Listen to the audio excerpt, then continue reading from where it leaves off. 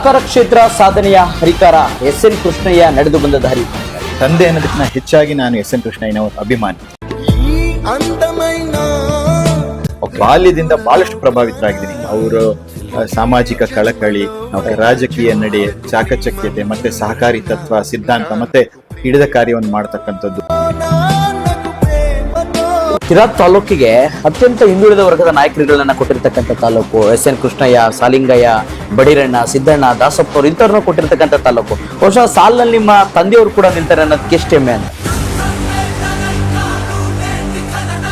ಹೌದು, ಆ ವಿಚಾರದಲ್ಲಿ ಬಹಳ ಸಂತೋಷ ಇದೆ. ನನ್ಗೆ ಇದ್ರಲ್ಲಿ ನಂದೇ ಆದ ವ್ಯಾಖ್ಯಾನ ಇದೆ. ಹಿಂದುಳಿದ ವರ್ಗಗಳ ನಾಯಕರು ಒಂದಷ್ಟು ಮಾತ್ರಕ್ಕೆ ಅವ್ರು ಹಿಂದುಳಿದ ವರ್ಗಕ್ಕೆ ಸೀಮಿತವಾದಂತವರಲ್ಲ. ಸಹಕಾರ ಕ್ಷೇತ್ರವನ್ನು ಹೊರತುಪಡಿಸಿ ಯಾರೇ ಕಷ್ಟ ಅಂತ ಬಂದ್ರು ಕೂಡ ಅವರಿಗೆ ಸ್ಪಂದಿಸ್ತಕ್ಕಂಥ ಮನೋಭಾವನ ಬಹುಶಃ ಎಸ್.ಎನ್. ಕೃಷ್ಣ ಅವರು ಇಟ್ಕೊಂಡ್ರು. ಆ ಗುಣ ನೀವು ನೋಡಿದಾಗ ಹೆಂಗಿತ್ತು? 4-5 ವರ್ಷ ಇರ್ಬೇಕಾದ್ರೇನೆ ನಮ್ಮ ತಂದೆಯವರು ಅಸೆಂಬ್ಲಿ ಚುನಾವಣೆಗೆ ಸ್ಪರ್ಧಿಸಿದ್ರು. ಶಿರಾ ಕ್ಷೇತ್ರದಿಂದ ಕಾಂಗ್ರೆಸ್ ಪಕ್ಷದ ಅಭ್ಯರ್ಥಿಯಾಗಿ ಸ್ಪರ್ಧೆ ಮಾಡಿದ್ರು. ಆಗಿಂದ ನೋಡ್ತಾ ಇದ್ದೀನಿ ಅವರು ದೊಡ್ಡ ರಾಜಕಾರಣಿ ಅನ್ನ ಯಾವ ಹಮ್ಮು ಬೊಮ್ಮು ಇಲ್ಲದೆ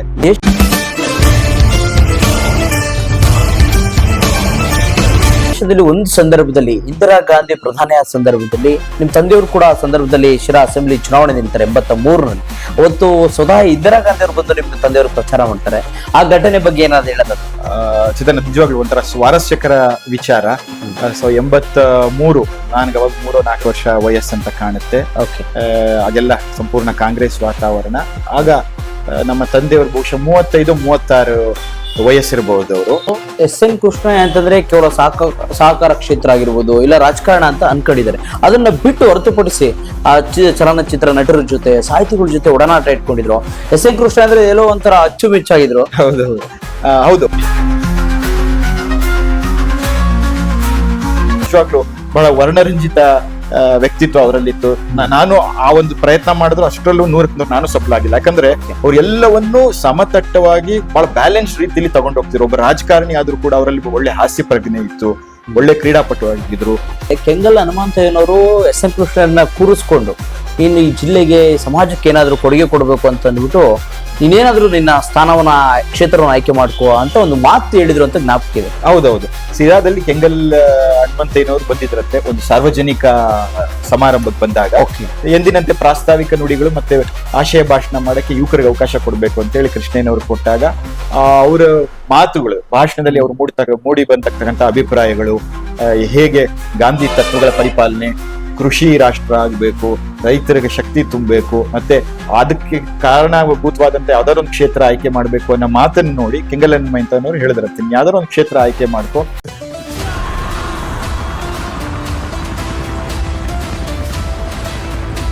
ಸಹಕಾರ ಕ್ಷೇತ್ರ ಸಾಧನೆಯ ಹರಿಕಾರ ಎಸ್.ಎನ್. ಕೃಷ್ಣಯ್ಯ ನಡೆದು ಬಂದ ದಾರಿ ವಿಶೇಷ ಕಾರ್ಯಕ್ರಮಕ್ಕೆ ಸ್ವಾಗತ. ನಾನು ಚೇತನ್ ಕುಮಾರ್. ಇವತ್ತು ಇಡೀ ತಾಲೂಕಿನಲ್ಲಿ ಎಸ್.ಎನ್. ಕೃಷ್ಣಯ್ಯ ಅಂತಂದ್ರೆ ಒಂದು ರೀತಿ ಸಹಕಾರ ಕ್ಷೇತ್ರ ಅಂದ್ರೆ ಎಸ್.ಎನ್. ಕೃಷ್ಣಯ್ಯ, ಎಸ್.ಎನ್. ಕೃಷ್ಣಯ್ಯ ಅಂದ್ರೆ ಸಹಕಾರ ಕ್ಷೇತ್ರ ಅನ್ನೋ ಮಟ್ಟಿಗೆ ತನ್ನ ಚಾಕುಚಕ್ಯತೆಯನ್ನು ಬೆಳೆಸ್ಕೊಂಡವರು ಬಹುಶಃ ಎಸ್.ಎನ್. ಕೃಷ್ಣಯ್ಯ ಅವರು. ಸಹಕಾರ ಕ್ಷೇತ್ರವನ್ನು ಹೊರತುಪಡಿಸಿ ವ್ಯಕ್ತಿಗತವಾಗಿ ಯಾರೇ ಸಮಸ್ಯೆ ಅಂತ ಬಂದ್ರೆ, ಕಷ್ಟ ಅಂತ ಬಂದ್ರೆ ಅವರೆಲ್ಲರಿಗೂ ಕೂಡ ಸ್ಪಂದಿಸ್ತಕ್ಕಂಥ ಮನೋಭಾವನ ಇಟ್ಕೊಂಡವರು ಬಹುಶಃ ಅದು ಎಸ್.ಎನ್. ಕೃಷ್ಣಯ್ಯ ಅವರು. ಅತಿ ಚಿಕ್ಕ ವಯಸ್ಸಿಗೆ ರಾಜಕಾರಣಕ್ಕೂ ಕೂಡ ಬರ್ತಾರೆ. ಬಹುಶಃ ಇವತ್ತಿನ ಈ ಕಾಲಘಟ್ಟದಲ್ಲಿ ರಾಜಕಾರಣದಲ್ಲಿ ಅಧಿಕಾರಕ್ಕೋಸ್ಕರ ಪಕ್ಷವನ್ನು ಬದಲಾಯಿಸ್ತಕ್ಕಂಥ ಆ ಜನಗಳ ನಡುವೆ ಬಹುಶಃ ಪ್ರಾರಂಭದಿಂದ ಅಂತ್ಯವರೆಗೂ ಕೂಡ ಕಾಂಗ್ರೆಸ್ ಪಕ್ಷದಲ್ಲಿ ಇದ್ದು ತಮ್ಮ ಪ್ರಾಣವನ್ನು ಕೂಡ ತ್ಯಾಗ ಮಾಡಿದಂತವರು ಬಹುಶಃ ಎಸ್.ಎನ್. ಕೃಷ್ಣಯ್ಯ ಅವರು. ಇಡೀ ಜಿಲ್ಲೆ, ರಾಜ್ಯವನ್ನ ಹೊರತುಪಡಿಸಿ ರಾಷ್ಟ್ರಮಟ್ಟಕ್ಕೂ ಕೂಡ ತನ್ನ ಸಹಕಾರ ಕ್ಷೇತ್ರವನ್ನ ಇಟ್ಕೊಂಡವರು ಬಹುಶಃ ಎಸ್.ಎನ್. ಕೃಷ್ಣ ಅವರು. ಇವತ್ತು ಅವ್ರು ನಡೆದು ಬಂದ ದಾರಿ ಜೊತೆಗೆ ಅವರು ಬಾಲ್ಯ ಜೀವನದಲ್ಲಿದ್ದಾಗ ಮಗನಿಗೆ ಯಾವ ರೀತಿ ಹೇಳ್ಕೊಟ್ರು ಎಲ್ಲವನ್ನೂ ಕೂಡ ನಿಮ್ಮ ಮುಂದೆ ಹಚ್ಚತಕ್ಕಂತ ಒಂದು ಸಣ್ಣ ಪ್ರಯತ್ನ. ಬಹುಶಃ ಇವತ್ತು ನಮ್ಮ ಜೊತೆ ರೂಪೇಶ್ ಕೃಷ್ಣಯ್ಯ ಅವರು ಇದ್ದಾರೆ. ರೂಪೇಶ್, ನಮಸ್ಕಾರ. ನಮಸ್ತೆ ಚೇತನ್, ಚೆನ್ನಾಗಿದ್ದೀರಾ? ಚೆನ್ನಾಗಿದ್ದೀನಿ. ಓಕೆ, ಸಹಕಾರ ಕ್ಷೇತ್ರ ಅಂದ್ರೆ ಎಸ್.ಎನ್. ಕೃಷ್ಣಯ್ಯ ಅವರು ಅಂತಂದ್ರೆ ಇವತ್ತಿಗೂ ಕೂಡ ಈ ತಾಲೂಕಿನಲ್ಲಿ ನೆನೆಸ್ಕೊಳ್ತಾ ಇರೋದು. ಮೊದಲನೇದಾಗಿ ನಿಮ್ ತಂದೆಯವ್ರ ಬಗ್ಗೆ ಹೇಳೋದಾದ್ರೆ ಚೇತನ್, ಹೇಳ್ಬೇಕಂದ್ರೆ ನೀವು ಕೇಳಿದ್ರಿ ಎಸ್.ಎನ್. ಕೃಷ್ಣಯ್ಯನವ್ರು ನಿಮ್ಮ ತಂದೆಯವ್ರ ಬಗ್ಗೆ. ತಂದೆ ಅನ್ನೋದಕ್ಕಿಂತ ಹೆಚ್ಚಾಗಿ ನಾನು ಎಸ್.ಎನ್. ಕೃಷ್ಣಯ್ಯನವರ ಅಭಿಮಾನಿ. ಬಾಲ್ಯದಿಂದ ಬಹಳಷ್ಟು ಪ್ರಭಾವಿತರಾಗಿದ್ದೀನಿ. ಅವರು ಸಾಮಾಜಿಕ ಕಳಕಳಿ, ರಾಜಕೀಯ ನಡೆ, ಚಾಕಚಕ್ಯತೆ, ಮತ್ತೆ ಸಹಕಾರಿ ತತ್ವ ಸಿದ್ಧಾಂತ ಮತ್ತೆ ಹಿಡಿದ ಕಾರ್ಯವನ್ನು ಮಾಡತಕ್ಕಂಥದ್ದು, ಶೋಷಿತ ವರ್ಗದವರು, ತುಡಿತಕ್ಕೊಳಗಾಗಿರ್ತಕ್ಕಂಥವ್ರು ಪರವಾಗಿ ಅವ್ರು ಕೆಲಸ ಮಾಡ್ತಕ್ಕಂಥ ರೀತಿ ಬಹಳಷ್ಟು ಪ್ರಭಾವ ಬೀರಿದೆ. ನಾನು ಹಾಗಾಗಿ ಅದನ್ನ ಗ್ರಹಿಸಿದೀನಿ. ಅದನ್ನೇ ನಾನು ಕೂಡ ನನ್ನ ದಿನನಿತ್ಯದ ಜೀವನದಲ್ಲಿ ಅಳವಡಿಸ್ಕೊಳ್ಳೋಕೆ ಪ್ರಯತ್ನ ಪಡ್ತಾ ಇದ್ದೀನಿ. ಓಕೆ ಸರ್, ಸಹಕಾರ ಕ್ಷೇತ್ರವನ್ನು ಹೊರತುಪಡಿಸಿ ಯಾರೇ ಕಷ್ಟ ಅಂತ ಬಂದ್ರು ಕೂಡ ಅವರಿಗೆ ಸ್ಪಂದಿಸ್ತಕ್ಕಂಥ ಮನೋಭಾವನ ಬಹುಶಃ ಎಸ್ ಎನ್ ಕೃಷ್ಣ ಅವರು ಇಟ್ಕೊಂಡ್ರು. ಆ ಗುಣ ನೀವು ನೋಡಿದಾಗ ಹೆಂಗಿತ್ತು? ಒಳ್ಳೆ ಪ್ರಶ್ನೆ ಕೇಳಿದ್ರಿ ಚೇತನ್. ನಿಜವಾಗ್ಲು ನಾನು ಅಂದ್ರೆ ಈಗ ನನ್ಗೆ ಸುಮಾರು 47 ವಯಸ್ಸು. ಓಕೆ. ಅಂದ್ರೆ ನನ್ನ ಬಾಲ್ಯದಲ್ಲಿ ನಮ್ಮ ಮನೆ ರಾಜಕೀಯ ವಾತಾವರಣ. Okay. ನಾನು ಸುಮಾರು 4-5 ವರ್ಷ ಇರ್ಬೇಕಾದ್ರೇನೆ ನಮ್ಮ ತಂದೆಯವರು ಅಸೆಂಬ್ಲಿ ಚುನಾವಣೆಗೆ ಸ್ಪರ್ಧಿಸಿದ್ರು. ಸಿರಾ Okay. ಕ್ಷೇತ್ರದಿಂದ ಕಾಂಗ್ರೆಸ್ ಪಕ್ಷದ ಅಭ್ಯರ್ಥಿಯಾಗಿ ಸ್ಪರ್ಧೆ ಮಾಡಿದ್ರು. ಆಗಿಂದ ನೋಡ್ತಾ ಇದ್ದೀನಿ ಅವರು ದೊಡ್ಡ ರಾಜಕಾರಣಿ ಅನ್ನ ಯಾವ ಹಮ್ಮು ಬಮ್ಮು ಇಲ್ಲದೆ, ಅವರಲ್ಲಿ ಹಮ್ಮು ಬಿಮ್ಮುಗಳು ಇಲ್ಲದೆ ಯಾರೇ ಮನೆಗೆ ಬರಲಿ ಅಂದ್ರೆ ಕಷ್ಟ ಅಂತ ಬರ್ತಕ್ಕಂತ ವ್ಯಕ್ತಿಗಳು ಸಾಮಾನ್ಯವಾಗಿ ಅವ್ರು ಬರ್ತಿಕ್ಕದು ಈ ಗ್ರಾಮೀಣ ಭಾಗದವ್ರು. ಯಾಕಂದ್ರೆ ನಾವು ಮೂಲತಃ ಕೃಷಿ ಕುಟುಂಬ, ಸ್ವಾತಂತ್ರ್ಯ ಹೋರಾಟಗಾರರ ಕುಟುಂಬ. ನಾವು ಮೂಲತಃ ನಮ್ಮ ಸಿರಾ ತಾಲೂಕಿನ ಗಜಮಾನಹಳ್ಳಿಯವರು. ನಮ್ಮ ತಂದೆ ಹುಟ್ಟಿದ ಗಜಮಾನಹಳ್ಳಿಯಲ್ಲಿ. ಎಷ್ಟೋ ಜನ ಸಿರಾ ಅನ್ಕೊಂಡಿದ್ದಾರೆ. ಹಾಗಾಗಿ ಆ ರೈತಾಪಿ ವರ್ಗದ ಜನ ಏನೇ ಕಷ್ಟ ಕೆಲಸ ಅಂತ ಬಂದ್ರೆ ಆಗಿನ ದಿನಗಳಿಗೆ ಇಷ್ಟೊಂದು ಸವಲತ್ತುಗಳು ವ್ಯವಸ್ಥೆಗಳು ಇರ್ತಿರ್ಲಿಲ್ಲ. ಎಷ್ಟೋ ಸಾರಿ ಅವರೇನೆ ಬಾಡಿಗೆ ಕಾರ್ ಮಾಡಿಕೊಂಡು ಅವ್ರಿಗೆ ಯಾವ ವ್ಯಕ್ತಿಗಳಿಗೆ ಬೆಂಗಳೂರು ವಿಧಾನಸೌಧ ಆಗ್ಲಿ ಮತ್ತೊಂದ್ ಕಡೆ ಆಗ್ಲಿ ಅವ್ರಿಗಿದ್ದಂತಹ ರಾಜಕೀಯ ಪ್ರಭಾವ ಸಂಪರ್ಕಗಳನ್ನು ಬಳಸ್ಕೊಂಡು ಅವ್ರ ಕೆಲಸ ಕಾರ್ಯಗಳನ್ನ ಮಾಡಿ ಎಷ್ಟೋ ಸತಿ ಮನೆಗೆ ಬಂದ ಮೇಲೆ ಅವ್ರ ಕೈಯಲ್ಲಿ ಅಲ್ಪ ಸ್ವಲ್ಪ ಉಳಿದಿರ್ತಕ್ಕಂಥ ಜೇಬಲ್ಲಿರೋ ಹಣನ ಅವ್ರ ಜೇಬಲ್ಲಿ ತುರುಗ್ಬಿಟ್ಟು ನಡಿ ಅಂತ ಹೇಳಿ ಕಳಿಸ್ತಕ್ಕಂಥದ್ದನ್ನ ನಾನು ನೋಡಿದ್ದೀನಿ. ಶಿರಾ ತಾಲೂಕಿಗೆ ಅತ್ಯಂತ ಹಿಂದುಳಿದ ವರ್ಗದ ನಾಯಕರುಗಳನ್ನ ಕೊಟ್ಟಿರ್ತಕ್ಕಂಥ ತಾಲೂಕು. ಎಸ್ ಎನ್ ಕೃಷ್ಣಯ್ಯ, ಸಾಲಿಂಗಯ್ಯ, ಬಡಿರಣ್ಣ, ಸಿದ್ದಣ್ಣ, ದಾಸಪ್ಪನವ್ರು ಇಂಥವ್ರನ್ನ ಕೊಟ್ಟಿರ್ತಕ್ಕಂಥ ತಾಲೂಕು. ಬಹುಶಃ ಸಾಲಿನಲ್ಲಿ ನಿಮ್ಮ ತಂದೆಯವರು ಕೂಡ ನಿಲ್ತಾರೆ ಅನ್ನೋದಕ್ಕೆ ಎಷ್ಟು ಹೆಮ್ಮೆ ಅಂತ. ಹೌದು, ಆ ವಿಚಾರದಲ್ಲಿ ಬಹಳ ಸಂತೋಷ ಇದೆ. ನನ್ಗೆ ಇದ್ರಲ್ಲಿ ನಂದೇ ಆದ ವ್ಯಾಖ್ಯಾನ ಇದೆ. ಹಿಂದುಳಿದ ವರ್ಗಗಳ ನಾಯಕರು ಒಂದಷ್ಟು ಮಾತ್ರಕ್ಕೆ ಅವ್ರು ಹಿಂದುಳಿದ ವರ್ಗಕ್ಕೆ ಸೀಮಿತವಾದಂತವರಲ್ಲ. ಅಂದ್ರೆ ಆ ಸಮುದಾಯಕ್ಕೆ ಒಂದು ನಾಯಕತ್ವ ಬೇಕು. ಆ ಸಮುದಾಯದ ಅವರಲ್ಲಿದ್ದಂತ ವಿಶೇಷತೆ ಏನಂದ್ರೆ ಅವ್ರು ಯಾವತ್ತೂ ಆ ಸಮುದಾಯಕ್ಕೆ ಸೀಮಿತವಾಗಿ ಬರೀ ಅವ್ರ ಕೆಲಸ ಮಾಡ್ಲಿಲ್ಲ. ಅವರ ಪರ ನಿಂತು ಅವರಕ್ಕೆ ಒಂದು ನಾಯಕತ್ವ ಬೇಕಾದ ಅದನ್ನ ವಹಿಸ್ಕೊಂಡು ಅವ್ರ ಜೊತೆಗಿರೋರು. ಅದೇ ರೀತಿ ಎಲ್ಲ ವರ್ಗದ ಜನಗಳನ್ನು ಶಿರಾ ತಾಲೂಕದ ವಿಶೇಷತೆ ನೀವೆಲ್ಲರೂ ನೋಡ್ಬೋದು. ಅವ್ರ ಎಲ್ಲಾ ಸಮುದಾಯ, ಎಲ್ಲ ಜಾತಿ ಜನಾಂಗದವ್ರಿಗೆ ಕಷ್ಟ ಸುಖಕ್ಕೂ ಆಗೋರು. ಬಟ್ ಆ ಸಮುದಾಯಕ್ಕೆ ವಿಶೇಷವಾಗಿ ನಾಯಕತ್ವ ಇಲ್ಲ ಅನ್ನೋ ಒಂದು ಕಾರಣಕ್ಕೆ ಅವರ ನಾಯಕತ್ವದ ಸ್ಥಾನವನ್ನು ಕೊರತೆಯನ್ನು ತುಂಬಿ ಮುನ್ನಡೆಸ್ಕೊಂಡು ಬಂದ್ರು. ಮತ್ತೆ ಅಷ್ಟು ಪ್ರಾಮಾಣಿಕವಾಗಿ ಅಚ್ಚುಕಟ್ಟಾಗಿ ನಿರ್ವಹಿಸಿದ್ದಾರೆ ಅಂತಕ್ಕಂಥ ವಿಚಾರದಲ್ಲಿ. ಸೊ ಇನ್ನೊಂದು, ಇಡೀ ರಾಜ್ಯದಲ್ಲಿ ನಾವು ದೇವರಾಜ ಅರಸವ್ರನ್ನ, ಸಿದ್ದರಾಮಯ್ಯನವ್ರನ್ನ ಇಂಥವ್ರನ್ನ ನೆನೆಸ್ಕೊಳ್ತೀವಿ. ಅಂತವ್ರ ಜೊತೆ ಒಡನಾಡಿಯಾಗಿದ್ದವರು ಬಹುಶಃ ಎಸ್ ಎನ್ ಕೃಷ್ಣ ಅವರು. ಹೌದು, ಎಷ್ಟು ಖುಷಿ ಕೊಡುತ್ತೆ. ಹೌದು, ಅದು ಆ ವಿಚಾರದಂತೂ ನಾನು ಬಹಳ ಹೆಮ್ಮೆಯಿಂದ ಹೇಳ್ತೀನಿ. ಎಷ್ಟೋ ಜನ ಆಶ್ಚರ್ಯ ಪಡ್ತಾರೆ. ಕೃಷ್ಣಯ್ಯನವರು ಮತ್ತೆ ದೇವರಾಜ ಅರಸವರು ಆ ಹುಡುಗನೇ ಬಾರೋ ಮರಿ ಅಂತ ಕರಿತಕ್ಕಂತ ಅಷ್ಟೊಂದು ಆಪ್ತತೆ ಅವರಲ್ಲಿ ಇತ್ತಂತೆ. ಬಹುಶಃ ನನಗ್ ಗೊತ್ತಿರೋ ವಿಚಾರ. ಯಾಕಂದ್ರೆ ನಮ್ ತಂದೆ ಯಾವಾಗಾದ್ರೂ ನಾವು ಕಾರಲ್ಲಿ ಪ್ರಯಾಣ ಮಾಡ್ಬೇಕಾದ್ರೆ ಅವ್ರ ಜೊತೆಗೆ ಹೋಗ್ಬೇಕಾದ್ರೆ ಸಾಕಷ್ಟು ರಾಜಕೀಯ ವಿಚಾರಗಳನ್ನ ನನಗೆ ಹಂಚ್ಕೊಳ್ಬೇಕು. ಯಾಕಂದ್ರೆ ಒಂದ್ ಪರಿಪಕ್ವತೆ ಬರಲಿ, ಆ ಸಮಕಾಲೀನ ರಾಜಕಾರಣದ ವಿಚಾರಗಳು ತಿಳ್ಕೊಳ್ಳಿ ಅಂತ ಹೇಳೋರು. ಹಾಗಾಗಿ ನನ್ಗೆ ವಿಚಾರಗಳು ಅದನ್ನ ಹೊರತುಪಡಿಸಿ ಅವ್ರ ಸ್ನೇಹಿತರಿಗೆ ಅವರು ದೇವರಾಜ ಅರಸು ಒಡನಾಟ ನನಗ್ ಗೊತ್ತಿರೋ ಸೀಮಿತ ವಿಚಾರವಾಗಿ ನಾನ್ ಕೇಳೋದೇನಂದ್ರೆ, ಇವರು ಬೆಂಗಳೂರಲ್ಲಿ PUC ಓದ್ತಾ ಇದ್ರು ನಮ್ಮ ತಂದೆ. ಸೈನ್ಸ್ ಕಾಲೇಜಲ್ಲಿ ಆಗಿದ್ರು. ಆಗಲೇ ಅವರು ವಿದ್ಯಾರ್ಥಿ ನಾಯಕರಾಗಿ ರೂಪುಗೊಂಡಿದ್ರು. ಇವರಲ್ಲಿ ಇರ್ತಕ್ಕಂತಹ ಗುಣಗಳನ್ನು ನೋಡಿ ಅವ್ರು ಸ್ಟೂಡೆಂಟ್ ಯೂನಿಯನ್ ಲೀಡರ್ ಆಗಿದ್ರು. ಅವರು ಆ ದಿನದಲ್ಲೇ ಗುರುತಿಸ್ಕೊಂಡು ಇವ್ರು ನೇರವಾಗಿ ಮುಖ್ಯಮಂತ್ರಿಗಳ ಹತ್ರ ಹೋಗಿ ಮಾತಾಡ್ಸ್ತಕ್ಕಂಥ ಛಾತಿಯನ್ನು ಬೆಳೆಸ್ಕೊಂಡಿದ್ರು. ಆ ಗುಣ ನೋಡಿ ಅವ್ರು ಆಗಿಂದಾನೇ ಇವ್ರ ಸಂಪರ್ಕ ದೇವರಾಜ ಅರಸು ಹೇಳೋರು ನಮ್ಮ ತಂದೆಯವರು. ರಾತ್ರಿ 12 ಆಗ್ಲಿ ನಾವು ಸ್ಟೂಡೆಂಟ್ ಯೂನಿಯನ್ ಲೀಡರ್ಗಳು ಹೋಗಿ ದೇವರಾಜ ಅರಸು ಮನೆ ಬಾಕ್ಲು ಬಡಿದ್ರೆ ಬಾ ಕೃಷ್ಣಯ್ಯ ಅಂತ ಮಾತಾಡ್ಸೋರಂತೆ. ಅಷ್ಟ್ರ ಮಟ್ಟಿಗೆ ಕೃಷ್ಣಯ್ಯನವ್ರಿಗೂ ದೇವರಾಜ ಅರಸು ಒಡನಾಟ ಆಯ್ತು. ಆದ ನಂತರ ಸಿರಾಗ್ ಹೋಗ್ತಾ ಬರ್ತಾ ಇಲ್ಲ ದೇವರಾಜ ಅರಸರವರು ಕೃಷ್ಣಯ್ಯನವ್ರ ಮನೆಗೆ ಬರ್ತಾ ಇದ್ರು. ಮತ್ತೆ ರಾಜಕೀಯ ಕಾರ್ಯಕ್ರಮಗಳಿಗೆ ಬಂದ್ರೆ ಮೊದಲು ಸ್ವಾಗತ ಭಾಷಣ ಮಾಡಕ್ಕೆ, ಎಲ್ಲ ಒದರಾರ್ಪಣೆ ನಿರೂಪಣೆ ಮಾಡಕ್ ಸಮೇತ ದೇವರಾಜ ಕೃಷ್ಣಯ್ಯಂಗೆ ಹೇಳು ಅಂತ ಹೇಳತ್ತಿದ್ರಂತೆ. ಮತ್ತೆ ಅದನ್ನ ಹೇಳಿ, ನಿನ್ನಲ್ಲಿ ನಾಯಕತ್ವ ಗುಣ ಇದೆ, ಮುಂದೊಂದು ದಿನ ನೀವು ಒಬ್ಬ ದೊಡ್ಡ ನಾಯಕನಾಗಂದ್ರೆ ಆಗ ಬೆಳಿತೀಯ ಅಂತಕ್ಕಂಥ ಮಾತು ಕೇಳ ಇವ್ರಿಗೆ ಈ ರಾಜ್ಯದ ಮುಖ್ಯಮಂತ್ರಿನೇ ಹಾಗೆ ಹೇಳ್ತಾರಲ್ಲ, ನಾನು ಯಾಕೆ ಅದನ್ನ ಪ್ರಯತ್ನ ಮಾಡಬಾರ್ದು ಅಂತ ಒಂದು ಪಾಸಿಟಿವ್ನೆಸ್ ಅನ್ನ ತಗೊಂಡು ಇವರು ಬೆಳಿತಾ ಹೋದ್ರು. ಹಾಗಾಗಿ ಆ ವಿಚಾರದಲ್ಲಿ ನಂಗೆ ಬಹಳ ಹೆಮ್ಮೆ ಇದೆ, ಬಹಳ ಸಂತೋಷ ಇದೆ. ದೇಶದಲ್ಲಿ ಒಂದು ಸಂದರ್ಭದಲ್ಲಿ ಇಂದಿರಾ ಗಾಂಧಿ ಪ್ರಧಾನಿ ಆದ ಸಂದರ್ಭದಲ್ಲಿ ನಿಮ್ ತಂದೆಯವರು ಕೂಡ ಆ ಸಂದರ್ಭದಲ್ಲಿ ಶಿರಾ ಅಸೆಂಬ್ಲಿ ಚುನಾವಣೆ ನಿಲ್ತಾರೆ 83ರಲ್ಲಿ. ಅವತ್ತು ಸ್ವತಃ ಇಂದಿರಾ ಗಾಂಧಿ ಅವರು ಬಂದು ನಿಮ್ ತಂದೆಯವರು ಪ್ರಚಾರ ಮಾಡ್ತಾರೆ. ಆ ಘಟನೆ ಬಗ್ಗೆ ಏನಾದ್ರು ಹೇಳೋದಾದ್ರೆ? ಚಿತ್ರ ನಿಜವಾಗ್ಲೂ ಒಂಥರ ಸ್ವಾರಸ್ಯಕರ ವಿಚಾರ. ಸೊ 83 ನನ್ಗೆ ಅವಾಗ 3-4 ವರ್ಷ ವಯಸ್ಸಂತ ಕಾಣುತ್ತೆ. ಆಗೆಲ್ಲ ಸಂಪೂರ್ಣ ಕಾಂಗ್ರೆಸ್ ವಾತಾವರಣ. ಆಗ ನಮ್ಮ ತಂದೆಯವರು ಬಹುಶಃ 35-36 ವಯಸ್ಸಿರಬಹುದು ಅವರು. ಆಗಾಗ್ಲೇ ಅವರು ಸಹಕಾರಿ ಕ್ಷೇತ್ರದಲ್ಲಿ ತೊಡಗಿಸ್ಕೊಂಡಿದ್ರು. ಸಿರಾದ ಶತಮಾನೋತ್ಸವ ಕಂಡಿರ್ತಕ್ಕಂಥ ಟೌನ್ ಕೋಆಪರೇಟಿವ್ ಬ್ಯಾಂಕ್ ಅನ್ನ ಪ್ಲಾಟಿನಂ ಜೂಬ್ಲಿ ಮಾಡಿದ್ರು. ಆ ಪ್ಲಾಟಿನಂ ಜೂಬ್ಲಿಗೆ ಸ್ವತಃ ಈ ರಾಜ್ಯದ ಮುಖ್ಯಮಂತ್ರಿ ಆದಂತ ಗುಂಡೂರಾಯರು ಬಂದಿದ್ರು. ಆಗ್ಲೇನೆ ಇವರಲ್ಲಿ ನಾಯಕತ್ವಗಳನ್ನ ನೋಡಿ ಇವರು ಮುಂಬರುವ ಅಸೆಂಬ್ಲಿ ಚುನಾವಣೆಯಲ್ಲಿ ಅವ್ರಿಗೆ ಕಾಂಗ್ರೆಸ್ ಪಕ್ಷದಿಂದ ಟಿಕೆಟ್ ಸಿಕ್ತು. ಇದಕ್ಕೆ ಮೂಲವಾದ ಕಾರಣ ನಮ್ಮ ತಂದೆ ರಾಜಕೀಯ ಗುರುಗಳಾದಂತಹ ಕೆ ಮಲ್ಲಣ್ಣವರು, ಕಟಾವೇರಿ ಮಲ್ಲಣ್ಣವರು ಕೃಷ್ಣಯ್ಯನವ್ರ ಕಂಡ್ರೆ ಬಹಳ ಪ್ರೀತಿ, ಅವ್ರ ಶಿಷ್ಯ ಕೂಡ. ಹಾಗಾಗಿ ಆ ಒಂದು ಪ್ರಭಾವದಿಂದ ಮತ್ತೆ ಅವರಲ್ಲಿರ್ತಕ್ಕಂಥ ನಾಯಕತ್ವ ಕೂಡ ಒಬ್ಬ ಯುವಕನಿಗೆ ಮತ್ತು ಅತ್ಯಂತ ಹಿಂದುಳಿದ ವರ್ಗದ ಒಬ್ಬ ನಾಯಕರಿಗೆ ಟಿಕೆಟ್ ಕೊಡಬೇಕು ಅನ್ನೋ ಕಾರಣಕ್ಕೆ ಅವಾಗ 83ರಲ್ಲಿ ಟಿಕೆಟ್ ಕೊಟ್ಟರು. ಅವರು ಅತ್ಯಂತ ಉತ್ಸಾಹದಿಂದ ಆ ಚುನಾವಣೆಯನ್ನು ಎದುರಿಸಿದ್ರು. ಸ್ವಲ್ಪ ಅಲ್ಪ ಮತಗಳ ಅಂತರದಿಂದ ಆ ಚುನಾವಣೆಯಲ್ಲಿ ಪರಾಭವಗೊಂಡ್ರು. ಪರಾಭವಗೊಂಡಿದ್ದ ಕಾರಣ ಏನಂದ್ರೆ ಆ ಚುನಾವಣೆ ಹಿಂದೆ ರೈತರ ಮೇಲೆ ಒಂದು ಗೋರಿಬಾರ್ ಘಟನೆ ನಡೆದಿತ್ತು ಗುಂಡೂರಾಯರ ಕಾಲದಲ್ಲಿ. ತುಂಬಾ ಆಡಳಿತ ವಿರೋಧಿ ಅಲೆ ಇತ್ತು ಕಾಂಗ್ರೆಸ್ ಮೇಲೆ. ಇನ್ನೊಂದು ವಿಶೇಷತೆ ಅಂದ್ರೆ ನಮ್ಮ ತಂದೆಯವರು ನಮ್ಮ ಸಿರಾದ ಹಾಲಿ ಶಾಸಕರಾದಂತ ಮಾಜಿ ಸಚಿವರು ಹಾಲಿ ಶಾಸಕರಾದಂತ ಟಿ.ಪಿ. ಜಯಚಂದ್ರ ಸಾಹೇಬರು ಇಬ್ರು ಒಟ್ಟೊಟ್ಟಿಗೆ ಚುನಾವಣೆಗೆ ಸ್ಪರ್ಧಿಸ್ತಾರೆ. ಅವರು ಕಳ್ಳಂಬೆಳ ಕ್ಷೇತ್ರನ ಪ್ರತಿನಿಧಿಸ್ತಾರೆ, ಕೃಷ್ಣಯ್ಯನವರು ಸಿರಾ ಕ್ಷೇತ್ರನ ಪ್ರತಿನಿಧಿಸ್ತಾರೆ. ದುರಾದೃಷ್ಟವಶಾತ್ ಇಬ್ರು ಆ ಚುನಾವಣೆಗಳನ್ನು ಸೋಲ್ ಕಾಣ್ತಾರೆ. ಜಯಚಂದ್ರ ಅವರು ಆ ಚುನಾವಣೆ ಸೋಲ್ತಾರೆ, ಕೃಷ್ಣಯ್ಯನವರು ಚುನಾವಣೆಗಳು ಸೋಲ್ತಾರೆ. ಮತ್ ಅದಾದ ನಂತರ ಮುಂದಿನ ದಿನಗಳಲ್ಲಿ ಅವರ ರಾಜಕೀಯ ಜೀವನ ಬೇರೆ ರೀತಿಯನ್ನೇ ತಿರುವು ಪಡ್ಕೊಂಡು ಉಜ್ವಲವಾಯಿತು. ಜಯಚಂದ್ರ ಸಾಹೇಬರು ಅವರು ರಾಜಕೀಯ ಮುಂದುವರಿಸಿದ್ರು, ಅಂದ್ರೆ ಸಾರ್ವಜನಿಕ ರಾಜಕಾರಣ, ಚುನಾವಣಾ ರಾಜಕಾರಣ ಮುಂದುವರಿಸಿದ್ರು, ಜನಪ್ರತಿನಿಧಿ ಆದ್ರು.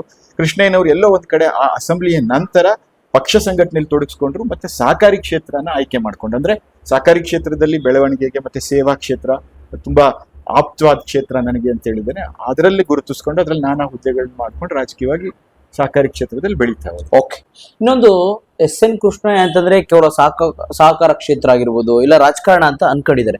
ಅದನ್ನ ಬಿಟ್ಟು ಹೊರತುಪಡಿಸಿ ಆ ಚಲನಚಿತ್ರ ನಟರ ಜೊತೆ, ಸಾಹಿತಿಗಳ ಜೊತೆ ಒಡನಾಟ ಇಟ್ಕೊಂಡಿದ್ರು. ಎಸ್.ಎನ್. ಕೃಷ್ಣ ಅಂದ್ರೆ ಎಲ್ಲೋ ಒಂಥರ ಅಚ್ಚುಮೆಚ್ಚಾಗಿದ್ರು. ಹೌದು, ಅಂದ್ರೆ ಈಗ ಕೆಲವೇ ಜನ ಅಂದ್ರೆ ಸಾರ್ವಜನಿಕ ಬದುಕಿನಲ್ಲಿ ಇದ್ದಿದ್ದ ಕಾರಣಕ್ಕೆ ಅವರು ಕೃಷ್ಣಯ್ಯನವರೊಬ್ಬ ಸಹಕಾರಿಗಳು, ರಾಜಕೀಯ ಧುರೀಣರು, ಕಾಂಗ್ರೆಸ್ ಪಕ್ಷದ ಮುಖಂಡರು. ಬಹುಶಃ ಇಡೀ ತಾಲೂಕು, ಜಿಲ್ಲೆ, ರಾಜ್ಯ ಮಟ್ಟದಲ್ಲೇ ಕೃಷ್ಣಯ್ಯನವರು ಅತ್ಯಂತ ನಿಷ್ಠಾವಂತ ಕಾಂಗ್ರೆಸ್ಸಿಗ ಅಂತ ಹೆಸರಿತ್ತು. ಅದು ಬಹುತೇಕ ಎಲ್ಲ ಜನರು ಗೊತ್ತು. ಇನ್ನೊಂದು ಆಯಾಮ ಏನಂದ್ರೆ ಅವರು ನಿಜವಾಗ್ಲೂ ಬಹಳ ವರ್ಣರಂಜಿತ ವ್ಯಕ್ತಿತ್ವ ಅವರಲ್ಲಿತ್ತು. ನಾನು ಆ ಒಂದು ಪ್ರಯತ್ನ ಮಾಡಿದ್ರು ಅಷ್ಟರಲ್ಲೂ 100ಕ್ಕೆ 100 ನಾನು ಸಫಲ ಆಗಿಲ್ಲ. ಯಾಕಂದ್ರೆ ಅವ್ರು ಎಲ್ಲವನ್ನೂ ಸಮತಟ್ಟವಾಗಿ ಬಹಳ ಬ್ಯಾಲೆನ್ಸ್ ರೀತಿಯಲ್ಲಿ ತಗೊಂಡು ಹೋಗ್ತಿದ್ರು. ಒಬ್ಬ ರಾಜಕಾರಣಿ ಆದ್ರೂ ಕೂಡ ಅವರಲ್ಲಿ ಒಳ್ಳೆ ಹಾಸ್ಯ ಪ್ರಜ್ಞೆ ಇತ್ತು, ಒಳ್ಳೆ ಕ್ರೀಡಾಪಟು ಆಗಿದ್ರು, ಕ್ರಿಕೆಟ್ ಬಹಳ ಮೆಚ್ಕೊಳ್ಳೋರು. ಮತ್ತೆ ಸಾಹಿತ್ಯ ಕ್ಷೇತ್ರದಲ್ಲಿ ಸುಮಾರು ನಮ್ಮ ತಾಲೂಕಿನಲ್ಲಿ ಕನ್ನಡ ಸಾಹಿತ್ಯ ಸಮ್ಮೇಳನಗಳನ್ನು ಯಶಸ್ವಿಯಾಗಿ ನಡೆಯೋದ್ರಲ್ಲಿ ಅವ್ರದ್ದು ಒಂದು ಸಣ್ಣ ಕೊಡುಗೆ ಇದೆ ಅಂತ ನನ್ನ ಭಾವನೆ. ಸಿರಾದಲ್ಲಿ ನಡೀತಕ್ಕಂಥ ಮೊದಲನೇ ಕನ್ನಡ ಸಾಹಿತ್ಯ ಸಮ್ಮೇಳನ ಏನಿದೆ, ಅವರ ವಿದ್ಯಾಗುರುಗಳಾದಂಥ ಟಿ ಸುಬ್ರಾಯರ್ ಅಂತ ಕಾಣ್ತಾರೆ. ಬಹಳ ಅವರು ಉತ್ತಮ ಸಾಹಿತಿಗಳು ಮತ್ತೆ ಮೇಷ್ಟ್ರು. ಅವರನ್ನೇ ಪ್ರಥಮವಾಗಿ ಈ ಸಿರಾ ತಾಲೂಕು ಸಾಹಿತ್ಯ ಸಮ್ಮೇಳನ ಅಧ್ಯಕ್ಷರನ್ನಾಗಿ ಆಯ್ಕೆ ಮಾಡಿ ಕಣ್ಣು ತುಂಬಿಕೊಂಡು ಸಂಭ್ರಮ ಪಟ್ಟಿದ್ರು. ತದನಂತರ ಸಾಕಷ್ಟು ಸಾಹಿತ್ಯ ಸಮ್ಮೇಳನಗಳಲ್ಲಿ ಭಾಗವಹಿಸಿದ್ರು.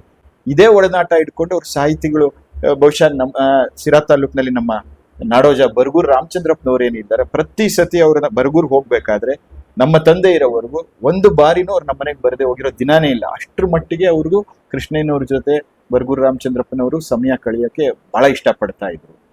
ಇದೇ ರೀತಿ ಸಾಹಿತ್ಯಿಕವಾಗೂ ಗುರುತಿಸ್ಕೊಂಡ್ಬರ್ತೆ. ಚಲನಚಿತ್ರ, ಕೃಷ್ಣಯ್ಯನವ್ರ ಚಲನಚಿತ್ರ ಸಹಕಾರ ಮಹಾಮಂಡಲ ಅಂತಿದೆ. ಅಂದ್ರೆ ಚಲನಚಿತ್ರವನ್ನ ಸಹಕಾರ ಕ್ಷೇತ್ರನ ಬೆಸೆದು ಮುಂದಕ್ಕೆ ತಗೊಂಡು ಹೋಗ್ಬೇಕಂತ ಉದ್ದೇಶದಿಂದ ಅದ್ರಲ್ಲಿ ರಾಷ್ಟ್ರ ಮಟ್ಟದ ಸಹಕಾರಿಯಾದ BS ವಿಶ್ವನಾಥ್ ಕೂಡ ಅಲ್ಲಿ ಅಧ್ಯಕ್ಷರಾಗಿದ್ರು. ಈಗ ಹಾಲಿ ಚಲನಚಿತ್ರ ಅಂತ ಶ್ರೀನಾಥ್ ಅವರು ಅದಕ್ಕೆ ಅಧ್ಯಕ್ಷರಾಗಿದ್ದಾರೆ, ನಮ್ಮ ತಂದೆ ಉಪಾಧ್ಯಕ್ಷರಾಗಿದ್ದಾರೆ. ಆ ಚಲನಚಿತ್ರದ ಒಡನಾಟ ಇಟ್ಕೊಂಡಿದ್ರು. ಶ್ರೀನಾಥ್ ಆಗ್ಲಿ ಮತ್ತೆ ಡಾಕ್ಟರ್ ರಾಜ್ಕುಮಾರ್, ಬಹಳಷ್ಟು ಚಲನಚಿತ್ರ ನಟರು ಹತ್ರದಿಂದ ನೋಡಿದ್ದಾರೆ. ಸಾಕಷ್ಟು ಕಾರ್ಯಕ್ರಮಗಳನ್ನ ಆಯೋಜನೆ ಮಾಡಿದ್ದಾರೆ. ಮತ್ತೆ ಸಿರಾದಲ್ಲಿ ಇದುವರೆಗೂ ಒಂದು ದೊಡ್ಡ ಮಟ್ಟಕ್ಕೆ ಒಂದು ರಂಗಮಂದಿರ ಮಾಡಬೇಕು ಅಂತ ಅವ್ರು ಬಹಳ ಆಸೆ ಇತ್ತು. ಆ ಒಂದು ಆಸೆಯಿಂದ ಒಂದು ಚಲನಚಿತ್ರ ರಸಮಂಜರಿ ಕಾರ್ಯಕ್ರಮ ಕೂಡ ಮಾಡಿದ್ರು. ಆಗಿನ ಕಾಲದಲ್ಲಿ ಅತ್ಯಂತ ಜನಪ್ರಿಯ ನಟರಾದಂಥ ಶಿವರಾಜ್ ಕುಮಾರ್, ಸುಧಾರಾಣಿ ಇಂಥವ್ರಿಗೆಲ್ಲ ಈಗಿನ ಏನ್ ನಮ್ಮ ಸಿರಾದ ಬಾಲಾಜಿ ಚೌಲ್ಟ್ರಿ ಇದೆ ಅಲ್ಲೊಂದು ಕರೆದು ಆಗಿನ ಯುವಕರಿಗೆ ಒಂದು ಮನೋರಂಜನಾ ರಸದೂತಣ ತಂದು ಅದರಿಂದ ಬಂದಿರ್ತಕ್ಕಂಥ ಹಣದಲ್ಲಿ ಒಂದು ರಂಗಮಂದಿರ ಮಾಡ್ಬೇಕು. ಈ ತರದೆಲ್ಲ ಸಾಕಷ್ಟು ಕಲ್ಪನೆಗಳು ಇಟ್ಕೊಂಡಿದ್ರು. ಓಕೆ, ಇನ್ನೊಂದು ಮಾತಿದೆ. ಕೆಂಗಲ್ ಹನುಮಂತಯ್ಯನವರು ಎಸ್.ಎನ್. ಕೃಷ್ಣಯ್ಯನ ಕೂರಿಸ್ಕೊಂಡು ನೀನು ಈ ಜಿಲ್ಲೆಗೆ, ಸಮಾಜಕ್ಕೆ ಏನಾದ್ರು ಕೊಡುಗೆ ಕೊಡಬೇಕು ಅಂತ ಅಂದ್ಬಿಟ್ಟು ನೀನೇನಾದ್ರೂ ನಿನ್ನ ಸ್ಥಾನವನ್ನ, ಕ್ಷೇತ್ರವನ್ನು ಆಯ್ಕೆ ಮಾಡ್ಕೋ ಅಂತ ಒಂದು ಮಾತು ಹೇಳಿದ್ರು ಅಂತ ಜ್ಞಾಪಕ ಇದೆ. ಹೌದೌದು, ಸಿರಾದಲ್ಲಿ ಕೆಂಗಲ್ ಹನುಮಂತಯ್ಯನವರು ಬಂದಿದ್ರಂತೆ ಒಂದು ಸಾರ್ವಜನಿಕ ಸಮಾರಂಭಕ್ಕೆ ಬಂದಾಗ. ಎಂದಿನಂತೆ ಪ್ರಾಸ್ತಾವಿಕ ನುಡಿಗಳು ಮತ್ತೆ ಆಶಯ ಭಾಷಣ ಮಾಡಕ್ಕೆ ಯುವಕರಿಗೆ ಅವಕಾಶ ಕೊಡಬೇಕು ಅಂತ ಹೇಳಿ ಕೃಷ್ಣಯ್ಯನವರು ಕೊಟ್ಟಾಗ ಅವರ ಮಾತುಗಳು, ಭಾಷಣದಲ್ಲಿ ಅವರು ಮೂಡಿ ಬಂದತಕ್ಕಂಥ ಅಭಿಪ್ರಾಯಗಳು, ಹೇಗೆ ಗಾಂಧಿ ತತ್ವಗಳ ಪರಿಪಾಲನೆ, ಕೃಷಿ ರಾಷ್ಟ್ರ ಆಗ್ಬೇಕು, ರೈತರಿಗೆ ಶಕ್ತಿ ತುಂಬಬೇಕು, ಮತ್ತೆ ಅದಕ್ಕೆ ಕಾರಣಭೂತವಾದಂತ ಯಾವ್ದಾದ್ರು ಒಂದು ಕ್ಷೇತ್ರ ಆಯ್ಕೆ ಮಾಡ್ಬೇಕು ಅನ್ನೋ ಮಾತನ್ನು ನೋಡಿ ಕೆಂಗಲ್ ಹನುಮಂತಯ್ಯನವರು ಹೇಳಿದ್ರಂತೆ, ಯಾವ್ದಾದ್ರು ಒಂದು ಕ್ಷೇತ್ರ ಆಯ್ಕೆ ಮಾಡ್ಕೊ, ಅದ್ರಲ್ಲಿ ಬೆಳಿತಾವು, ಖಂಡಿತ ನಿನ್ಗೆ ಉತ್ತಮವಾದ ಭವಿಷ್ಯ ಇದ್ರಂತ ಆಗ್ಲೇನೆ ಬಹುಶಃ ಎಲ್ಲೋ ಕೃಷ್ಣಯ್ಯನವ್ರ ಸಹಕಾರಿ ಕ್ಷೇತ್ರ ಕಡೆ ಸೆಳೆತಾ ಇತ್ತು. ಅದೇ ಮುಂದೆ ಅವ್ರು ಹೆಮ್ಮರವಾಗಿ ಸಹಕಾರಿ ಕ್ಷೇತ್ರದಲ್ಲಿ ಬೆಳೆಯೋಕೆ ಅವಕಾಶ. ಸೊ ಒಂದು ರೀತಿ ಶಿರಾ ತಾಲೂಕು ಅಂದ್ರೆ ಬರದನಾಡು, ತುಂಬಾ ರೀತಿ ಮಳೆ ಬರ್ತಾ ಇರಲ್ಲ. ಆ ಸಂದರ್ಭದಲ್ಲಿ ಇಲ್ಲಿಗೆ ಹೇಮಾವತಿ ನೀರನ್ನು ತರಲೇಬೇಕು ಅಂತ ಒಂದು ಸಂದರ್ಭದಲ್ಲಿ ಟಿ.ಬಿ. ಜಯಚಂದ್ರ ಅವ್ರ ಜೊತೆ ಒಡಗೂಡಿ ಎಸ್.ಎನ್. ಕೃಷ್ಣ ಅವರು ಸಮಿತಿ ರಚನೆ ಮಾಡ್ಕೊಂಡು ಹೋರಾಟ ಮಾಡೋದು ಅದ್ರ ಬಗ್ಗೆ ಹೇಳೋದಾದ್ರೆ ನಿಮ್ಗೆ ಗೊತ್ತಿರೋ ನನಗೆ ಗೊತ್ತಿರೋ ವಿಚಾರ ಹೇಮಾವತಿ ಹೋರಾಟ ಸಮಿತಿ ವಿಚಾರವಾಗಿ ಹೇಳಬೇಕು ಅಂದ್ರೆ, ಹೌದು, ನಮ್ಮ ಸಿರಾ ಮುಂಚಿನ ಬರ ಪೀಡಿತ ಪ್ರದೇಶ, ಒಂದು ಶಾಶ್ವತ ನೀರಾವರಿ ಯೋಜನೆ ಬೇಕಾಗಿತ್ತು. ಹಾಗಾಗಿ ಮೊದಲಿಗೆ ಶಿರಾ ಕ್ಷೇತ್ರದಲ್ಲಿ ಈ ಸಂದರ್ಭದಲ್ಲಿ ನಾನು ಎಸ್ ಕೆ ದಾಸಪ್ಪನವರು, ದಿವಂಗತ ಎಸ್ ಕೆ ದಾಸಪ್ಪನವರು, ಬೂನಳ್ಳಿ ಸೀನಪ್ಪನವರು, ಅವ್ರ ಜೊತೆ ಒಬ್ರು ಸೂರ್ಯನಾರಾಯಣ್ ಅಂತಿದ್ರು, ಒಬ್ರು ಖಜಾಂಚಿ, ಅವರು ಎಸ್.ಎನ್. ಕೃಷ್ಣ, ಇವ್ರನ್ನೆಲ್ಲ ನೆನಪಿಸ್ಕೋಬೇಕು. ಅದ್ರ ಒಟ್ಟಿಗೆ ಸಾಕಷ್ಟು ಯುವಕರು ಈ ಒಂದು ವಿಚಾರ ಕೂರ್ತು ಸಂಘಟನೆ ಮಾಡಿ ಸಿರಾಗ್ ಹೇಮಾವತಿ ತರಬೇಕು ಅನ್ನೋ ವಿಚಾರವಾಗಿ ಆಗಿನ ಯುವಕರು ಸಾಕಷ್ಟು ಜನ ಇದ್ರು. ನಾನು ಒಬ್ಬರ ಹೆಸರು ಹೇಳಿದ್ರೆ ಒಬ್ರು ತಪ್ಪಾಗುತ್ತೆ. ಸಾಕಷ್ಟು ಯುವಕರನ್ನ ಒಂದುಗೂಡಿಸ್ಕೊಂಡು ಹೇಮಾವತಿ ಹೋರಾಟ ಸಮಿತಿ ಅಂತ ಒಂದು ಮಾಡ್ಕೊಂಡು ಅದಕ್ಕೆ ನಮ್ಮ ದಿವಂಗತ ಎಸ್ ಕೆ ದಾಸಪ್ಪನವರು ಅಧ್ಯಕ್ಷರಾಗಿದ್ರು, ಮತ್ತೆ ಕೃಷ್ಣಯ್ಯನವರು ಕಾರ್ಯಾಧ್ಯಕ್ಷರಾಗಿದ್ರು, ಮತ್ತೆ ಬೂನಳ್ಳಿ ಸೀನಪ್ಪನವರು ಮುಂಚೂಣಿಯಲ್ಲಿದ್ದು ಈ ಹೋರಾಟ ನಿಜವಾಗ್ಲೂ ಒಂದು ತೀವ್ರ ಸ್ವರೂಪ ಪಡ್ಕೊಂಡಿದ್ದು ಈ ಇಷ್ಟು ಜನಗಳ ನಾಯಕತ್ವದಲ್ಲಿ.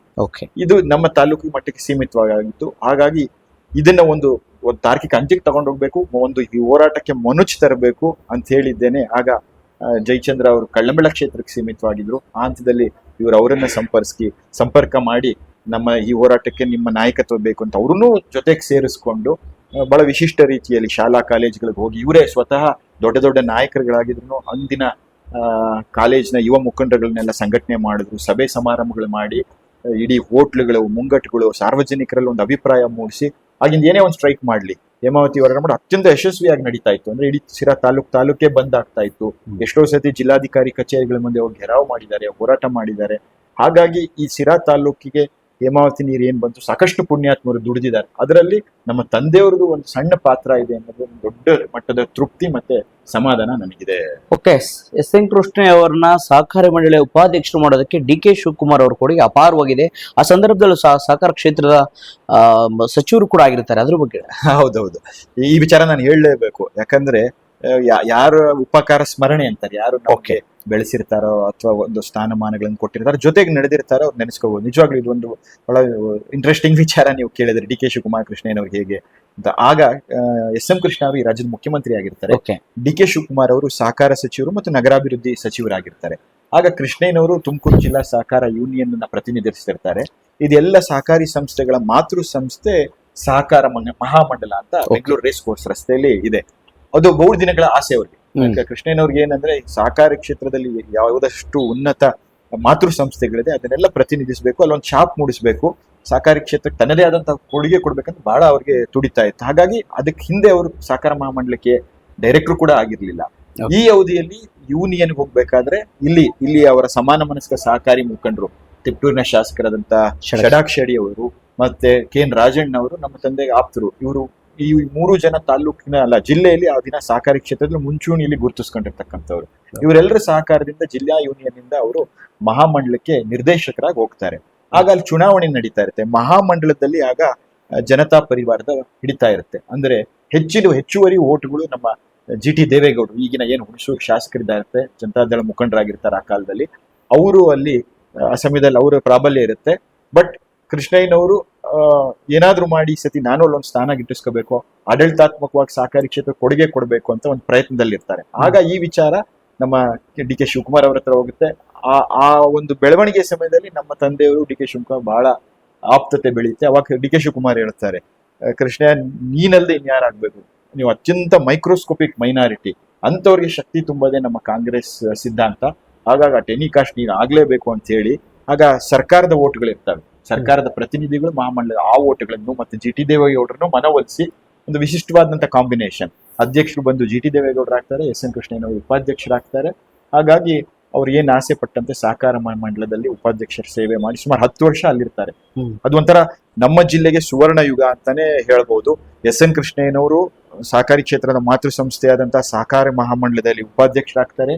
ಲ್ಯಾಂಡ್ ಆರ್ಮಿ, PLD ಬ್ಯಾಂಕ್, ಪ್ರಾಥಮಿಕ ಕೃಷಿ ಅಭಿವೃದ್ಧಿ ಬ್ಯಾಂಕ್ಗೆ ಷಡಾಕ್ಷರಿಯವರು ರಾಜ್ಯ ಮಟ್ಟದಲ್ಲಿ ಅಧ್ಯಕ್ಷರಾಗ್ತಾರೆ. ಕೆ.ಎನ್. ರಾಜಣ್ಣ ಅವರು ಅಪೆಕ್ಸ್ ಬ್ಯಾಂಕ್ ಅಧ್ಯಕ್ಷರಾಗ್ತಾರೆ. ಹೀಗಾಗಿ ಅದು ಒಂಥರ ಸುವರ್ಣ ಯುಗ. ಆ ಸಂದರ್ಭದಲ್ಲಿ 3 ಜನ ಸಹಕಾರಿಗಳನ್ನ ಸೇರಿಸಿ ಎಲ್ಲ ನಮ್ಮ ಜಿಲ್ಲೆಯ ಸಹಕಾರಿಗಳು ತುಮಕೂರಿನ ಗುಬ್ಬಿ ವೀರಣ್ಣ ಕಲಾಮಂದಿರ ಒಂಥರ ಅದ್ಭುತವಾದಂತಹ ಒಂದು ಅದ್ದೂರಿ ಸನ್ಮಾನ ಕೂಡ ಮಾಡ್ತಾರೆ. ಅದು ಒಂದು ಸ್ಮರಣೀಯ ಘಟನೆ ಸಹಕಾರಿ ಕ್ಷೇತ್ರದಲ್ಲಿ ಅಂತ ಹೇಳ್ತಾರೆ. ಓಕೆ, ಇವತ್ತು ಇಡೀ ರಾಜ್ಯದಲ್ಲಿ ಸಿದ್ದರಾಮಯ್ಯ ಅವ್ರನ್ನ ಅಹಿಂದ ನಾಯಕ, ಹಿಂದುಳಿದ ವರ್ಗದ ನಾಯಕ ಅಂತ ಎಲ್ಲರೂ ಕೂಡ ಬಿಂಬಿಸ್ತಾರೆ. ಬಹುಶಃ ಸಿದ್ದರಾಮಯ್ಯನವರ ಮೊದಲನೇ ಸಭೆ ಅದು ಶಿರಾದಿಂದ ಎಸ್.ಎನ್. ಕೃಷ್ಣಯ್ಯನ ಮೂಕಲ್ ನಡೀತು ಅಂತ ಒಂದು ಮಾತು. ಹೌದು, ನಿಜ. ಸಿರಾ ಒಂದು ರೀತಿಯಲ್ಲಿ ಹಿಂದುಳಿದ ವರ್ಗಗಳಿಗೆ ಒಂದು ಜಾಸ್ತಿ ಪ್ರಾಬಲ್ಯ ಮತ್ತೆ ಮತಗಳು ಹೆಚ್ಚೇ ಇರತಕ್ಕಂತ ಜಾಗ. ಹಾಗಾಗಿ ಅದೊಂದು ಅಹಿಂದ ಚಳುವಳಿ, ಅಹಿಂದ ಸಂಘಟನೆ ಮಾಡ್ತಕ್ಕಂತ ಒಂದು ವಿಚಾರ ಬಹಳಷ್ಟು ನಡೆಯೋದು. ಅದಕ್ಕೆ ಪೂರ್ವಭಾವಿಯಾಗಿ ಸಾಕಷ್ಟು ಸಭೆಗಳು ಸಿರಾದಲ್ಲಿ ನಡೀತು. ಅದಕ್ಕೊಂದು ಸ್ಪಷ್ಟ ರೂಪ ಬಂದಿದ್ದು ನಮ್ಮ ತಾಲೂಕಿನಲ್ಲಿ ಅಂತ ಹೇಳಕ್ ಹೆಮ್ಮೆ ಆಗುತ್ತೆ. ಕಳ್ಳಂಬೆಳದಲ್ಲಿ ಒಂದು ಕಾರ್ಯಕ್ರಮ ಮಾಡಿದ್ರು, ಸಿರಾದ ಗಣಪತಿ ಚೌಲ್ಟ್ರಿಲಿ ಒಂದು ಕಾರ್ಯಕ್ರಮ ಮಾಡಿದ್ರು, ಬರ್ಗೂರ್ ರಾಮಚಂದ್ರಪ್ಪ ಬಯಲು ರಂಗ ಮಂದಿರ್ತಾ ಇದ್ವಿ. ಆಗಿನ ಕಾಲದಲ್ಲಿ ನಮ್ಮ ಎಸ್ ಕೆ ದಾಸತ್ನವರು, ಕೋದಂಡರಾಮಯ್ಯನವರು, ನಮ್ಮ ಚಿತ್ರದುರ್ಗ ಮಾಜಿ ಸಂಸದರಾದ ಕೋದಂಡರಾಮಯ್ಯನವರು, ಇವರೆಲ್ಲ ನಿಂತ್ಕೊಂಡು ಅವಾಗ ನಮ್ಮ ಸಿದ್ದರಾಮಯ್ಯನವ್ರನ್ನಲ್ಲಿ ಕರೆಸಿ ಸಾಕಷ್ಟು ಕಾರ್ಯಕ್ರಮಗಳನ್ನು ಮಾಡಿ, ಆಮೇಲೆ ಅದಾದ್ಮೇಲೆ ಇವೆಲ್ಲವೂ ಒಂದು ತಾರ್ಕಿಕ ಅಂತ್ಯ ಕಾಣೋ ರೀತಿಯಲ್ಲಿ ತುಮಕೂರಿನಲ್ಲಿ ಒಂದು ದೊಡ್ಡ ಐತಿಹಾಸಿಕ ಅಹಿಂದ ಸಮಾವೇಶನೇ ನಮ್ಮ ಜಿಲ್ಲೆಯಿಂದ ಆಯಿತು. ಹಾಗಾಗಿ ಆ ವಿಚಾರದಲ್ಲೂ ಕೃಷ್ಣಯ್ಯನವರ ಪಾತ್ರ ಮತ್ತು ಕೊಡುಗೆ ಅಹಿಂದ ಚಳವಳಿಗಿದೆ, ಮತ್ತೆ ಸಿದ್ದರಾಮಯ್ಯನವರ ವಿಚಾರದಲ್ಲೂ ಇದೆ ಅಂತ ಹೇಳಿ. ಇಷ್ಟೆಲ್ಲ ಮಾತಾಡೋದ ರೀತಿ ಸಹಕಾರ ಕ್ಷೇತ್ರ ಅಂದ್ರೆ ಎಸ್.ಎನ್. ಕೃಷ್ಣಯ್ಯ ಅಂದ್ರೆ ಸಹಕಾರ ಕ್ಷೇತ್ರ ಅನ್ನುವ ಮಟ್ಟಿಗೆ ಅವರು ಗಳಿಸಿದ್ರು. ಕೊನೆಯದಾಗಿ ಅವರಿಗೆ ಸಹಕಾರ ರತ್ನ ಪ್ರಶಸ್ತಿನೂ ಕೂಡ ಕೊಡ್ತಾರೆ. ಆ ಸಂದರ್ಭದಲ್ಲಿ ನೀವು ಹೋಗಿ ಭಾಗವಹಿಸಿ ಆ ಸಂತೋಷ ಕ್ಷಣ. ಹೌದು, ನಾನು ಹೋಗಿದ್ದೆ ಆ ಕಾರ್ಯಕ್ರಮಕ್ಕೆ. ನಾನು ಅವಾಗ ಬೆಂಗಳೂರಿನಲ್ಲಿ ನನ್ನ ಇಂಜಿನಿಯರಿಂಗ್ ವೃತ್ತಿ, ಸಾಫ್ಟ್ವೇರ್ ಇಂಜಿನಿಯರ್ ಆಗಿ ಕೆಲಸ ಮಾಡ್ತಾ ಇದ್ದೆ. ಕೃಷ್ಣಯ್ಯನವರು ಬಹುಶಃ ಯಾವತ್ತೂ ಪ್ರಶಸ್ತಿಗಳಿಗೆ ಲಾಬಿ ಮಾಡಲಿಲ್ಲ. ಅಂದ್ರೆ ಯಾವ್ದು ನನ್ಗೆ ಇಂಥದ್ದು ಬೇಕು, ಇದಾಗಬೇಕು ಅಂತ ನಾನು ಎಷ್ಟೋ ಸತಿ ಕೇಳ್ತಿದ್ದೆ. ನೀವು ಸಹಕಾರ ಕ್ಷೇತ್ರದಲ್ಲಿ ಇಷ್ಟೆಲ್ಲ ಮಾಡಿದಿರಲ್ಲ, ಸಹಕಾರ ಕ್ಷೇತ್ರದ ಪರಮೋಚ್ಚ ಪ್ರಶಸ್ತಿ ಆ ದಿನಗಳಲ್ಲಿ ಇಡೀ ರಾಜ್ಯದಲ್ಲಿ ಸಹಕಾರಿ ರತ್ನ ಅಂತಕ್ಕಂಥದ್ದು ಇಡೀ ರಾಜ್ಯಕ್ಕೆ 3 ಅಥವಾ 4 ಪ್ರಶಸ್ತಿ ಕೊಡೋದು, ವಲಯವಾರು, ಉತ್ತರ ದಕ್ಷಿಣ ಆ ಥರ ಮಾಡಿದ್ದೇನೆ. ಇಡೀ ರಾಜ್ಯದಲ್ಲಿ 4ರಿಂದ 5 ಜನ ಶ್ರೇಷ್ಠ ಸಹಕಾರಿಗಳನ್ನ ಆಯ್ಕೆ ಮಾಡಿ ಅವರಿಗೆ ರಾಜ್ಯದ ಮುಖ್ಯಮಂತ್ರಿಗಳು ನವೆಂಬರ್ ತಿಂಗಳಲ್ಲಿ ನಡೆಯತಕ್ಕಂಥ ಸಹಕಾರ ಸಪ್ತಾಹದಲ್ಲಿ ಪ್ರಶಸ್ತಿಗಳನ್ನ ಕೊಡ್ತಾ ಇದ್ರು. ಅವ್ರು ಹೇಳೋರು, ನಾನು ಕೆಲಸ ಮಾಡಿದ್ದೀನಿ, ಹಾಗಾಗಿ ನನ್ನ ಕೆಲಸಗಳು ಮಾತಾಡಬೇಕು, ನಾನು ಯಾವತ್ತೂ ಯಾರಿಗೂ ಲಾಬಿ ಮಾಡಲ್ಲ, ಅದಾಗದು ಬರುತ್ತೆ ಬಿಡು ಅಂತ ಹೇಳ್ತಾ ಇದ್ರು. ಅವ್ರು ಹೇಳಿದ ಮಾತು ನಿಜ ಆಯ್ತು. ನಮ್ಮ ಜಿಲ್ಲೆಯಲ್ಲಿ ಸಹಕಾರಿ ರತ್ನ ನಮ್ಮ ಕೆ.ಎನ್. ರಾಜಣ್ಣ ಅವ್ರು ಕೊಟ್ಟರು, ತದನಂತರ ನಮ್ಮ ತಂದೆಯವ್ರಿಗೆ ಬಂತು, ಆಮೇಲೆ ಎನ್.ಆರ್. ಜಗದೀಶ್ ಅವ್ರಿಗೆ ಬಂತು, ಹಾಗೆ ಅದ ನಂತರ ಅನ್ನಪೂರ್ಣ ವೆಂಕಟನಂಜಪ್ಪ ಅಂತ ಮಹಿಳೆಗೆ ಬಂತು. ಹಾಗಾಗಿ ಆ ವಿಚಾರದಲ್ಲಿ ಅವ್ರ ತೃಪ್ತಿ ಇದೆ. ಪ್ರಶಸ್ತಿ ಬಂದಾಗ ಅವರ ಆ ಮುಖದಲ್ಲಿ ಆ ಒಂದು ಸಂತೋಷ, ಅವ್ರಾಗಿತ್ತಂತ ಹೆಮ್ಮೆ, ಆ ಒಂದು ಕೆಲವು ವಾರದ ಗಟ್ಟಲೆಯಲ್ಲಿ ಆ ಒಂದು ಹೆಮ್ಮೆಯ ಕ್ಷಣಗಳು ನಿಜವಾಗ್ಲೂ ನಾನು ಅನುಭವಿಸಿದ್ದೀನಿ. ಅಂದ್ರೆ ಅವ್ರಿಗೊಂದು ತೃಪ್ತಿ ಇತ್ತು. ನಾನು ಮಾಡಿರ್ತಕ್ಕಂಥ ಸಾಧನೆಗೆ ಅಂತಿಮವಾಗಿ ಒಂದು ಸರ್ಕಾರದ ಮಟ್ಟದಲ್ಲಿ ಗೌರವ ಸಿಕ್ತಲ್ಲ, ಅವ್ರನ್ನ ಅತ್ಯಂತ ತೃಪ್ತ ಮನೋಭಾವ ಅವ್ರಿಗಿತ್ತು. ಸಹಕಾರ ಕ್ಷೇತ್ರದಲ್ಲಿ ಅವರು ಹೇಳೋರು, ನಾನು ಏನೇನು ಅನ್ಕೊಂಡಿದ್ದೆ ಎಲ್ಲವೂ ಸಾಧಿಸಿದ್ದೀನಿ, ಮತ್ತೆ ಸಾಧಿಸಿದ್ದೀನಿ ಅನ್ನೋದಕ್ಕಿಂತ ನಾನು ಯಾವ್ಯಾವ ಸ್ಥಾನಗಳು ಹೋಗಿದೆ ಆ ಸ್ಥಾನದಲ್ಲಿ ಸಾಕಷ್ಟು ಬದಲಾವಣೆಗಳು ಮತ್ತು ನಂದೇ ಆದಂತ ಕೊಡುಗೆ ಮತ್ತು ಛಾಪನ್ನು ಮೂಡಿಸಿ ಬಂದಿದ್ದೀನಿ ಅಂತಕ್ಕಂಥ ವಿಚಾರನ ಅವ್ರು ಹೇಳೋರು.